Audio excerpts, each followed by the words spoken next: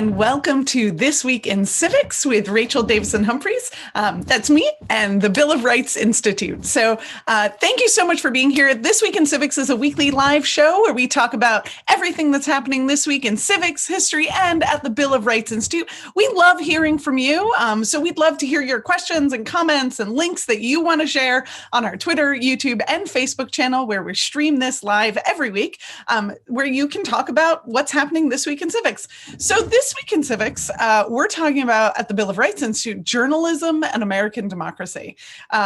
So Americans' fundamental ideas of democracy are tied up with this idea of freedom of speech, freedom of expression, and especially the freedom of the press. So these ideals were debated and discussed in the colonies leading up to the revolution. There's a really great history.com article that you can find in the links below that discusses it. Or if you want to completely nerd out like I did and go straight to the source, there's a 30-something page 1983 Maryland Law Review article on the origins of freedom of speech and press that you can take a look at, also linked in the chat. So why do we think about this? Well, the Bill of Rights Institute obviously thinks about all of the freedoms and rights and protections of the Bill of Rights and the First Amendment especially. But this week we're focusing on journalism because we have a couple of new resources coming out that we want to share with you that relate to the history of freedom of press and journalism in the United States. So firstly, we have our new podcast episode that launched recently with Mary, Gary, and Aaron on yellow journalism, sensationalism, and media tycoons. You can find that on all the streaming sites like Stitcher and Spotify and podcast and Apple Podcasts, but you also can find all of our podcasts on YouTube. So the new YouTube video is coming up later this week for that yellow journalism episode. We also this week have Homework Help. So Homework Help is our series where we look at landmark Supreme Court cases or fundamental concepts in history and civics in about 6 or 7 minutes. And this week's newest Homework Help video, just in time for AP review, is New York Times Company v. U.S., which was a case in the 70s that asked whether the U.S. government could block publications that it deemed risked national security. If you're wondering about that, you should take a look at that later this week. It's a great kind of complicated case with an interesting twist at the end when it comes to the decision. So there are lots of organizations like the ACLU and Reporters Without Borders that continue to fight for press protections. And while the US has slipped a little bit in its standing on press freedoms, we're actually 44th in the world right now, according to Reporters Without Borders, only 15% of the world has press freedom today. It's actually, Americans kind of take it for granted that you can print whatever you would like. That is not the case in most parts of the world. So what is the purpose of press freedom? If you want to talk about this with your students or your friends or your family, we have a ton of resources that can help. So one of our older resources published in 2005 and ready for an update is called Media and American Democracy. So media was very different in 2005 than in 2021. But this explores a lot of the fundamental concepts and like the reasoning for why we have these freedoms. What is the purpose?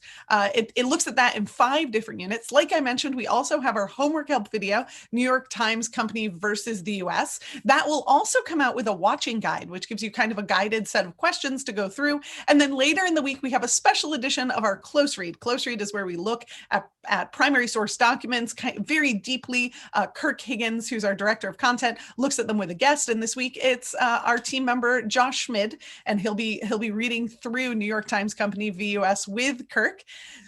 We also have a fantastic e-lesson that's a digest of some of the key Supreme Court cases on freedom of the press. And then in our Preserving the Bill of Rights resource, we actually have a lesson with 3 different activities that ask that question. Why does a free press matter? So then we always also publish current events links. So these are news articles, news sources that are tied to constitutional principles and link us to what's happening in journalism, what's happening in reporting, and kind of make that bridge between history and current events. So what is the purpose of the press? Why is it so precious to us? Well, so in U.S. Supreme Court Justice Hugo Black in New York Times Company versus United States has this great line. And he says that the press was to serve the governed, not the governors.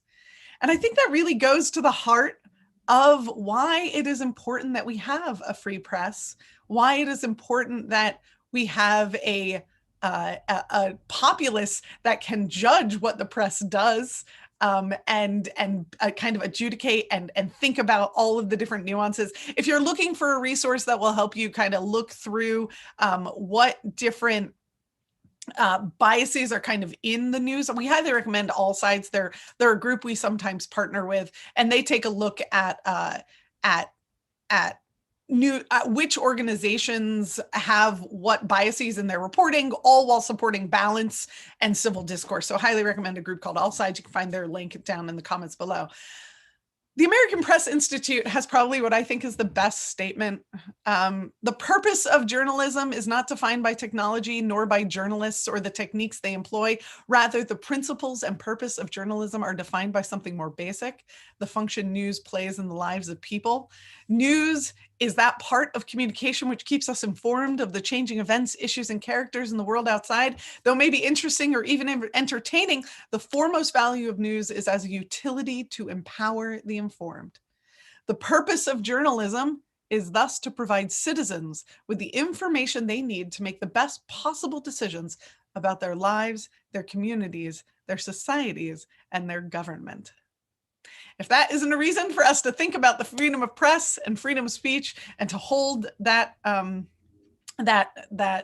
dear, I don't have better words. So thank you, American Press Institute, for that fantastic challenge to preserve the purpose of journalism and to think about it with your students and those that you care to talk about these things with. So thank you for joining us this week. Again, my name is Rachel Davison-Humphreys. This is This Week in Civics. Please join us every week as we talk about what's happening in civics, history, the Bill of Rights Institute. We'd love to hear from you. So comment, like, subscribe, find us on Twitter, YouTube, LinkedIn, Instagram, Facebook, all the places where teachers and students are. And we look forward to hearing from you.